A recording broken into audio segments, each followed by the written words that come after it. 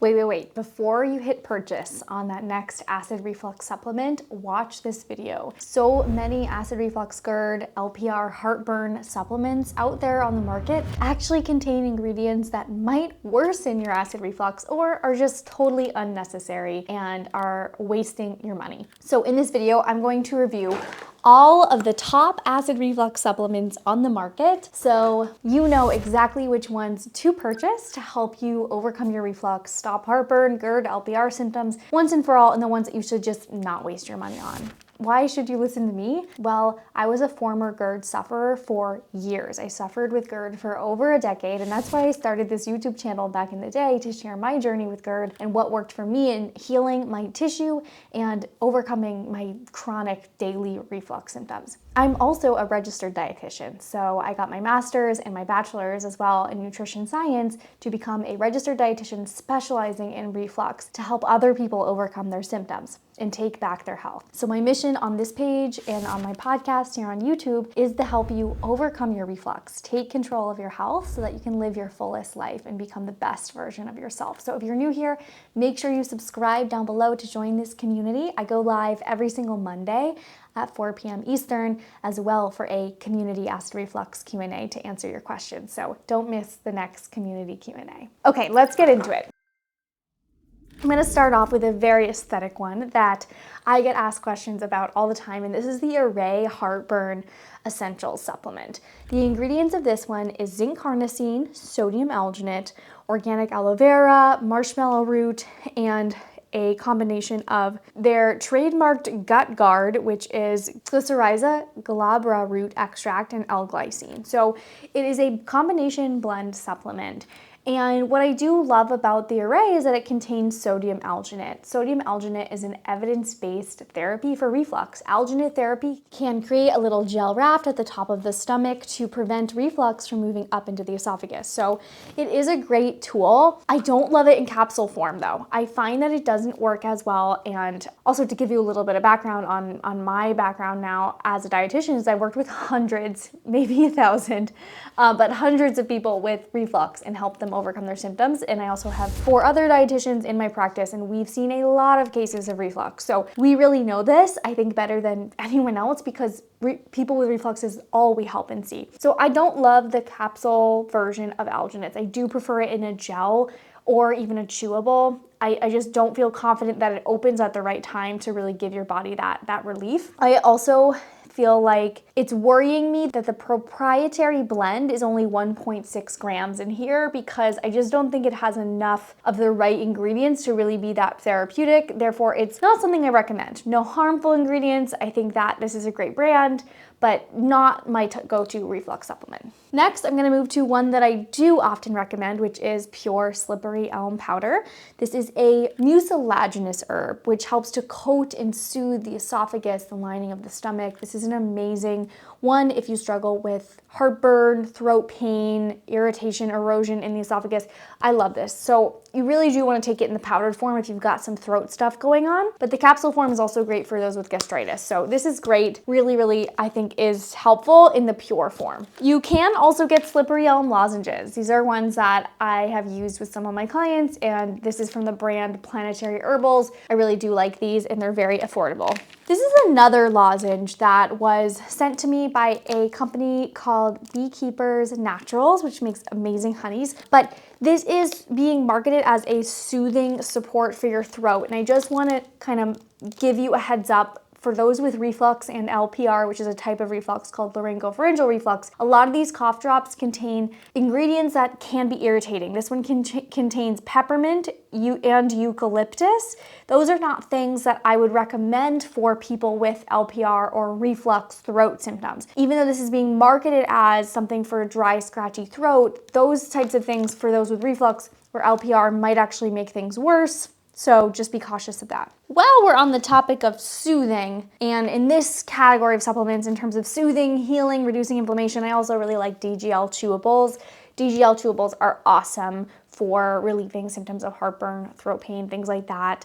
This is from the brand BioClinic Naturals. What I do like about this brand is it has 400 milligrams per tablet. So some of the other brands only have like 100 milligrams per tablet, and that's just not like enough to really give you the benefit. So this is something that I do think is worth the hype. I am a fan of DGL. DGL and Slippery Elm are going to be in the supplement that I'm launching this fall. I'm so excited. This is the first time I'm actually talking about it on this channel, I believe. It's going to be a reflux supplement, and it's basically everything that I feel like we need at the right levels. It's coming this fall. But anyways, one thing to be careful of with DGL supplements though, they can contain xylitol, which is a sugar alcohol. If you're sensitive to things like xylitol or erythritol, you get bloating from these things, you may want to be careful and just get like a pure DGL powder, because those with SIBO, those with digestive issues, IBS, might be a little bit more sensitive to this in larger quantities. DGL is better than the licorice form, just pure licorice root, because licorice root does contain a compound that can impact your blood pressure. So that's why deglycyrrhizinated licorice root, DGL, is often a good choice. Okay, now I want to move into some of the supplements that are commonly recommended for motility. Motility is essentially how fast things move through your mouth, through your stomach, through your intestines, and out of the body. And so motility can be kind of a root cause of reflux. If you have slow motility, poor contractility in the stomach, slow motility in the esophagus, all of those things can contribute. So one thing that I hear tossed around a lot is prokinetics, natural prokinetics, especially if you've had SIBO, post-SIBO, people may be recommending prokinetics to you. One of the most common ones is Motility Activator by Integrative Therapeutics. I think this is actually a great product. It has 100 milligrams of artichoke and 20 milligrams of ginger per capsule. Ginger is a little bit low, I think, to be effective, to be honest, but what I want to say here is that ginger, for a lot of my clients with reflux, doesn't sit well. And so, unfortunately, some of these prokinetics can be a little bit irritating. If you tolerate ginger, amazing. Ginger is phenomenal. It's a natural prokinetic. It stimulates your intestines to contract and help you move food and waste out of the body, but sometimes people don't tolerate it. And I actually bought this because I wanted to try it myself, and I got really bad heartburn. Like, I had not had heartburn in a long, long time, and I did get heartburn from this. So you just want to be careful of these sort of high-power ginger, high-power peppermint, motility activating type supplements that might not be awesome. And just tread lightly. You know, if you try it, just try, go slow, start slow. So I do think prokinetics are great, but they may not be great for those with reflux. Okay, so because this is ginger and artichoke, you might be thinking, well, why don't I just take just plain artichoke as a prokinetic? This is something that might help some people, but I have just not found this push the needle for a lot of people either. Just pure artichoke on its own as a prokinetic. I'd rather see you try ginger tea or steeping ginger tea overnight and making like a ginger infusion. I'd rather see you try those things. I've tried this with clients. I've tried this for myself. I haven't seen a big difference in taking like pure artichoke, but if you have, awesome. And if you've had relief from any of these supplements that I don't necessarily use, it doesn't mean that they're not useful. It's just me giving you the data that I have from hundreds of clients as well as myself. Okay, another thing that people talk a lot about on social media and podcasts that you hear all over is magnesium. Magnesium I do think is awesome. Now Foods brand of the magnesium citrate, I just happen to have this one on hand because it's a great constipation remedy. Citrate or oxide is great to help relieve constipation. Constipation can be a root cause of reflux because when you have this big backup of stool in your intestines, it creates like a pressure imbalance, and it can contribute to more reflux and more pressure on your stomach, which also increases the likelihood of reflux. So using magnesium citrate or oxide is a great way to help prevent constipation, support motility, help things exit from the body and prevent reflux. Now there's so many forms of magnesium. There's glycinate, which is great for mood and sleep and stress. There's magnesium malate, which is better absorbed into the body if you have low magnesium. So it just really depends on the person, but I do think magnesium is worth the hype. Okay, now I want to get into some of the supplements that are for digestive support, that are supposed to help support the body's natural production of digestive enzymes or replace them. And the first thing I want to talk about is digestive bitters. Digestive bitters are typically in a tincture, and you put them on your tongue and you salivate, and this stimulates digestive enzymes in the mouth, but also lower down in the digestive tract. So these bitter herbs, this one from Arrae contains mugwort herb extract, organic artichoke leaf, organic bitter orange peel, Chinese rhubarb root, and ginger root extract. It is also in a blend of organic cane alcohol and blood orange extract. So in theory, bitters are helpful for those with digestive issues who are not producing enough digestive enzymes or who need a little bit of digestive support. But my caution with this is that there are a lot of ingredients in digestive bitters that are typically a little bit irritating, namely orange extract, the peppermint that is it's not in this one, but is sometimes in a lot of them. Different types of lemon or citrus fruit extracts might be a little bit too harsh for those with mouth, throat symptoms of reflux, or even irritated esophageal tissue. So be really cautious with these types of supplements. You can dilute them in water, but again, I don't really think they're all that worth it for people with purely reflux symptoms. If you're having SIBO or other digestive issues, sometimes they can come in handy. An alternative to digestive bitters are digestive enzyme capsules. And I do really like digestive enzymes. My favorite brand is Enzymatica, which is the one I'm holding right here. I love their Digest Gold. It's a really great formula, broad spectrum. This is not going to down-regulate your natural production of enzymes. A lot of people worry about, like, if I take it, is this gonna down-regulate? No. It's just going to add additional enzymes, and this can be helpful if, like, you've been under chronic stress for a really long time. Stress can actually downregulate your endogenous, your natural production of digestive enzymes and impact your digestive function negatively. So this is a scenario, chronic stress. Maybe you have a lot of nutrient deficiencies that you're working on with a dietitian. These things, you may want to use a digestive enzyme. Or you're going out to dinner, you're eating something different, you want a little bit more digestive support. This is just adding exogenous, so it's adding additional digestive enzymes that your body didn't produce, but your body does produce these on its own. It's just giving you that extra digestive support. So I really like this. I typically look for ones without betaine HCl for those with LPR or erosive GERD, just so that we're not adding acid to irritate symptoms. That's another good supplement that I should review is acid supplementation. So things like apple cider vinegar, betaine HCl. We don't often use those things. I know that you see all over social media that people find relief with them, but I find that it's really not a helpful long-term approach. People may find relief with these supplements that are adding acid to your stomach in the short term, but in the long term, I have seen them cause a lot of damage. And this is because it's not really helping someone address their true root cause. So I'm more interested in helping those people kind of understand, why would your body not be producing enough of these digestive fluids, enough stomach acid? Is it because that you are nutrient deficient, you're lacking B12, iron, the B vitamins, zinc, magnesium, or is it because you are not eating enough protein? Is it because you're not chewing your food? Chewing produces 30 to 50% of your digestive fluids. Are you living in a state of chronic fight or flight? Or are your meal times super stressful? Like, we really kind of want to identify, why would your body not be producing enough, and then target that. That's what I've seen be more helpful than just relying on like acid supplementation. So not something we usually use as a long-term approach.